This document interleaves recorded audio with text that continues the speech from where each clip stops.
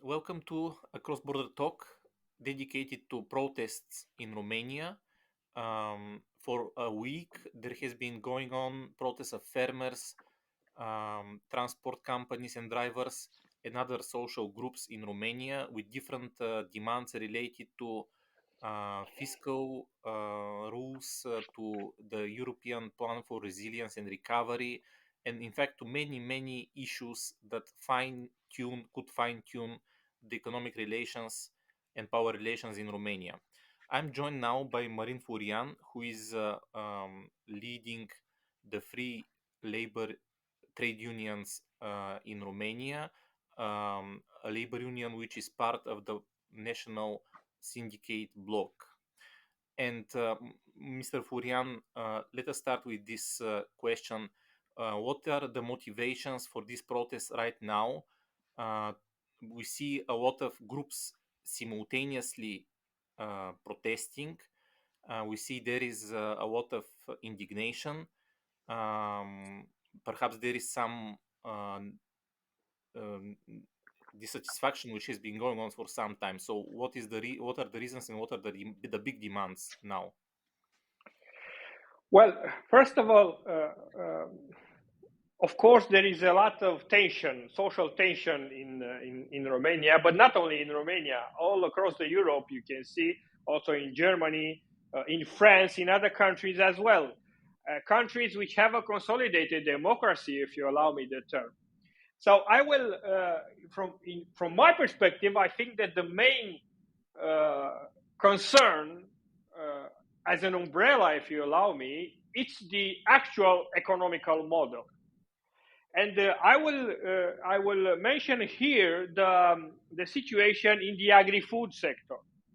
Well, it is a sector. If you are looking on how or what categories are protesting, well, we can see that there are people which are working and also business owners from the transport sector, but also from agri-food sector. Well, both of them are part of what we are calling as the Green Deal legislative package. More exactly, well, those two sectors are pretty much affected by the climate transition. And if you are looking at Germany right now, well, one of the main concern is the fact that the government will reduce subsidies for diesel fuel, and this is quite in contradictory with what the farmers can bear, because we have to take into account that Europe has faced COVID, has faced inflation crisis, and right now we are discussing about if you not necessarily a push, but in entering into force some regulation which are part of the climate package. And I'm referring to Green Deal, but not only Green Deal. Well, I'm not arguing the fact that Green Deal, it's a must and it is a choice of our political system. Yes, we have to follow Green Deal. This is the path in the future, but we have to do it in a way in which is socially accepted by the stakeholders.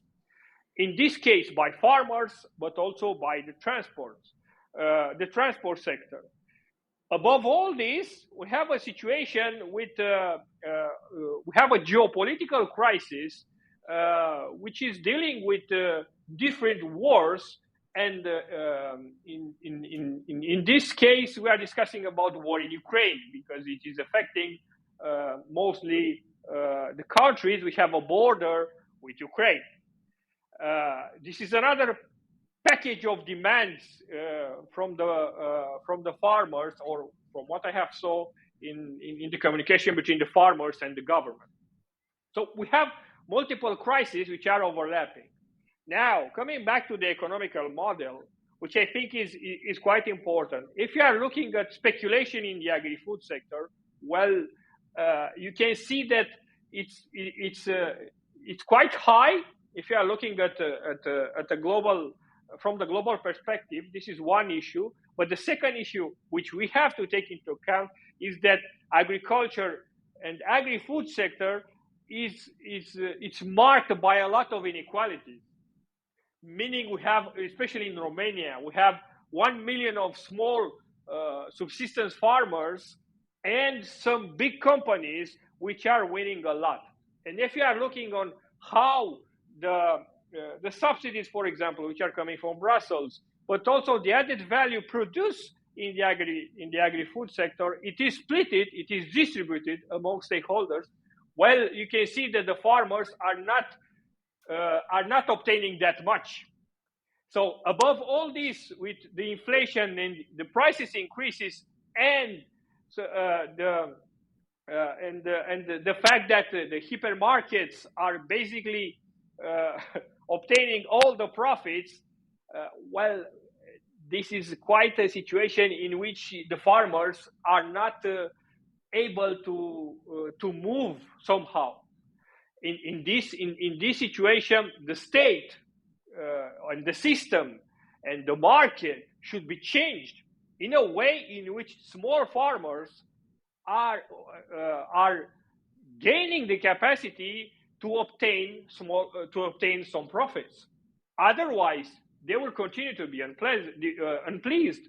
The social tension will increase, and this is a niche which is very well exploited by the far right, which is quite keen in order to attach a political touch, if you allow me the term, to this movement, which I think that they are just and they have to continue, at least from my perspective. I'm not sure if I have answered to all of your questions, but I try to be as general as possible. I think you made a good perspective, or you gave some context to the protests, and now I want to ask you about the international situation in which these protests unfold, because right now there is also important protest going on in Germany by similar groups, economic groups, and maybe with similar demands. And also some time ago, under corona crisis, there was a huge transport companies protest in Canada. So I want to ask you also about that. To what extent these protests are an echo or have some international connection, be it real or maybe on level of ideas and inspiration? Well, the COVID situation was different, and we have to take into account that the movement was quite challenged, if you allow me, during the COVID pandemic. So I don't think that the situations are similar. But what those protests have in common? Well, this is the market. The market is an instrument which is right now is not assuring a fair distribution of added value. Why is happening this? Well, it is crystal clear that the ones which are stronger are benefiting the most. And the competition principle, which is attached to the capitalist way to the capital way of doing things, if you allow me, or to the market economy, is favoring right now the strongest, which are winning a lot, which they have enough capacity, or those companies which are very big and they can survive to different shocks. Well, they have enough capacity to be stable in these challenging times. It is not the case of the many people and small business owners which are working in the transport sector, but also workers in the agri-food sector, which they don't have enough capacity and they don't have the means. They don't have the means because the market do not provide the means for them in order to survive in this framework, but also to develop, because they have to develop. And we are not talking about a common commodity. We are talking about food. We are talking about a commodity which is critical for our existence. So if you will not have access to healthy food, well, your entire life will be affected. Your entire society will be affected, which is happening right now, as we can already see. Okay. usually when there are protests against the market or against big business in which is more competitive than others, it is a social protest. But in this case, we also have farmers who are, let's say, owners of capital, small companies or larger companies, and we also have transport companies who are also or unions of transport companies. So, can you analyze this protest from this standing point? To what extent they are protests in the name of labor, which defend the interests of salaried workers, and to what extent they are protests who are just between, let's say, some type of capital wants readjustment so that it is more profitable, let's say? Well, the interests are different. A business owner has different interests than a worker. That's true. But this is why I have mentioned the market. Because right now, if you are looking at their interests, where they are common. Because the way in which the market is functioning, well, it is affecting both of them. Small business owners, but also workers. Why? Because they cannot survive in this framework. They cannot survive in this situation, and the workers are protesting for their working condition, for the salaries, and the business owners, of course, for their capacity to survive and also to develop in this situation. And above all this, we have also the climate requirements which have to be fulfilled. So we have multiple crises which are overlapping and multiple demands, and in this situation, well, the state must intervene. Otherwise, in order to balance a little bit the interest and to balance a little bit how the added value it is distributed, otherwise the tension will grow and far right will flourish, and we'll arrive in a situation in which multiple programs and values will be affected. And right now I'm referring at the climate pact, which was assumed and at the EU level and assumed by all the member states, but not only by the EU. If you are looking also at Canada, but also other countries, USA, which has joined after Trump joined again the Kyoto Protocol and things like that.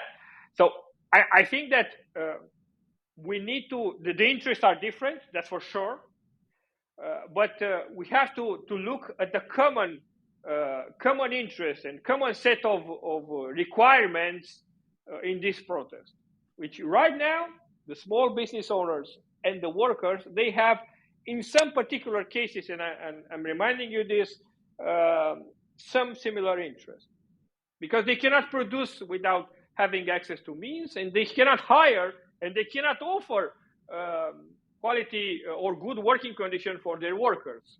So the interests are almost the same, but I didn't saw a multinational company which is protesting. I didn't saw it so far. So I'm not sure if I have answered to your question. I got an idea, and I also took notice of certain criticism towards the police intervention against the protesters, especially by a labor union of the policemen, which is called Europol in Romania. I want to ask you about the role of the labor unions in this specific case of social conflict. Of course, there are many labor unions, national and particular, in Romania, but maybe you can give some general picture of how labor unions relate to these protests and what do they do now. Well, if you are looking at different protests which are happening right now in Romania, they are not necessarily attached to the farmers and the transport workers and business owners protests. Well, they are different. If you're looking at doctors, for example, they are protesting, but they are not protesting in a way in which is supporting the farmers. So it is clear that we have a general social tension.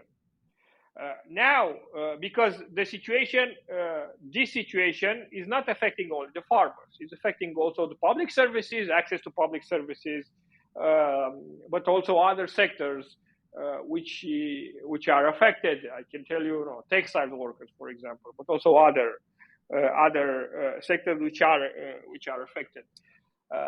From my perspective, I think that the union should respect the law. It is hugely important that the unions will act in accordance with what the law is allow you to do. And concerning the role of the union, well, if you are looking at the values of the union, solidarity and other values which are being defended by the unions, I think that they should act in accordance with those values. Just to be very concrete, if you are looking at right now at the biggest trade union organization in Romania in the agri-food sector, in the agriculture area, well, it is not protesting right now, just to be honest. The farmers are, or small business owners which are protesting right now, are not necessarily that many, to be honest. No, there are hundreds of them. But we are discussing about a sector in which we have 1 million subsistence farmers, 1 million. But right now we are discussing about a few persons, hundreds of them, of course, very noisy, and which are gaining a lot of public attention, which is good from my perspective. But from this, if you are looking at the involvement of the biggest trade union in the transport, also in the agri-food sector, well, they were not involved. I'm not saying that they should not be involved. I'm saying that they aren't in this moment. So I think that they are not necessarily feel represented by the requirements of those farmers which are already protesting. Because we have to look also at the structure of the requirement. They went to the government asking free food, for example, or I don't know, things which are not necessarily in accordance with what the law allows you to do. So I think that in order to act in the name of solidarity, we need to have a common set of requirements towards the government, which is not happening right now. I didn't saw any contact between the major trade unions and the small farmers so far, at least from what I know.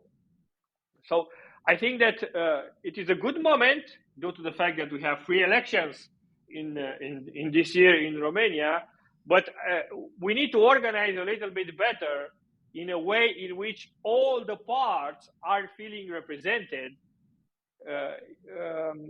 in order to protest. So from this perspective, I think that we have not necessarily a majority, we have a minority which is protesting very well, very efficient, if you are looking at the media coverage, which they are obtaining.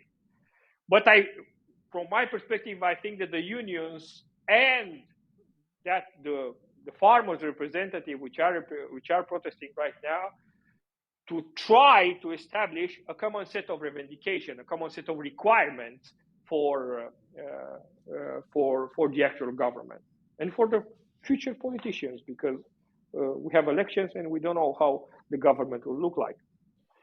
Just to be honest and to be very fair about the situation in Romania. I hope that I have answered to your question. Yes.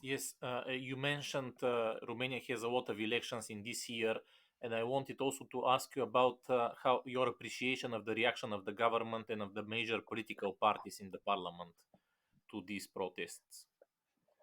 Well, from what I have saw, and they are open to dialogue, which is normal, taking into account that this year it's an important year for them. Some of them are trying to use the protest, but they are failing, as you have saw in the media. And I'm looking at far right and our political party, which is trying to create a synergy between their political platform and what is happening in Romania. Well, they are failing. There were rumors in the beginning of the protest that they are actually organizing this. Well, perhaps they did, I don't know.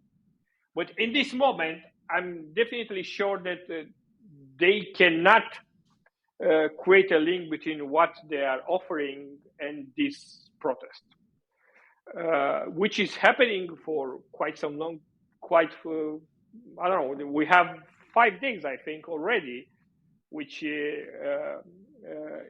5 days for protest. So I think that the political parties which are running the country right now, they are open to dialogue. I didn't saw any effectiveness in fulfilling the requirements, because 5 days, there's a lot of time, and they are still discussing. But we have to mention that those requirements are not necessarily fixed, meaning that if you are looking at the farmers which are protesting in Constanța, they are different than the ones which are protesting in other county, for example. So it's not something very organized. So if you are looking from the government perspective, well, it's difficult for them to react when there is not a common approach towards among the protesters. But this is happening due to the fact that even the left, but also the right, didn't want to consolidate social dialogue. Because if you will consolidate social dialogue, well, the protest will be more organized.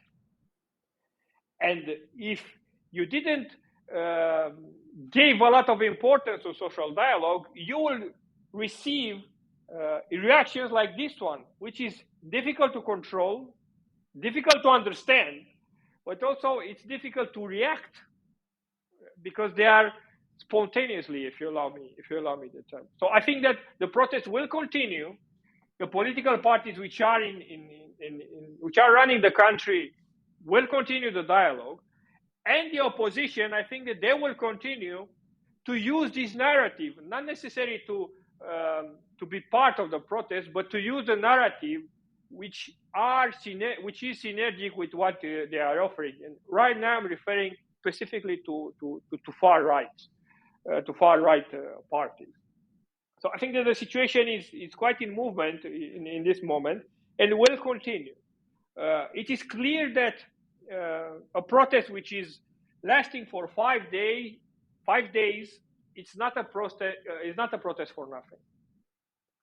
There is social tension there. Romania is not doing well. We have some GDP increases. We have some economical growth, but that economical growth is not helping the ordinary people. It's helping the companies, and it's helping a small minority which are obtaining most of the wealth which is being created. So I think that if the unions will promote a narrative in this direction, well, we'll have more movement, more social movement in Romania in the future. And I think that it is a situation which might appear in the near future. In the final question of mine, which maybe will demand a short answer, there were some claims by protesters, some dissatisfaction with the National Plan for Recovery and Resilience, and I remember that this plan was renegotiated by Romania in 2023, and I just wanted to ask you to what extent this is a legitimate claim that this plan has some negative sides and should be changed, and is it realistic to do so? Perhaps your work as a labor unionist allows you to have a specific and informed perspective on the National Plan for Recovery and Resilience. I will not give you a short answer, if you allow me, because I will mention once again social dialogue. If you are looking at how the plan was negotiated, well, the stakeholders, and mostly the trade unions and the social partners in general, were not involved in the designing of the plan. And there were only some short consultations in which the social partners weren't able to react. again, the political parties are not necessarily keen to promote social dialogue. And they have promoted a plan which is not socially accepted. Why? Because it is too ambitious for what Romania can provide. This is why the National and Recovery and Resilience Plan is so disputed, if you allow me the term, because it was kept secret for many months, and the social partners weren't aware about what the plan is requiring and what were the obligations which were assumed in this plan. So taking into account this situation, I think that the plan is an important tool, but perhaps it is too ambitious for Romania in this moment. I think that a renegotiation in the future might appear in the context of the EU elections, because we have also EU elections this year in June, I think. So it is we can discuss for days about National Recovery and Resilience Plan, but the political parties which have worked on this plan, they should be more proactive in discussing with the trade unions in order to make it a balanced one. Right now, as the market is, National Recovery and Resilience Plan is not a balanced plan. It is a plan which is perhaps rushing a little bit the social capacity of Romania to consolidate the synergy between European economy and Romanian economy, especially from the perspective of the climate transition. This is my position on this, very briefly and very general, of course.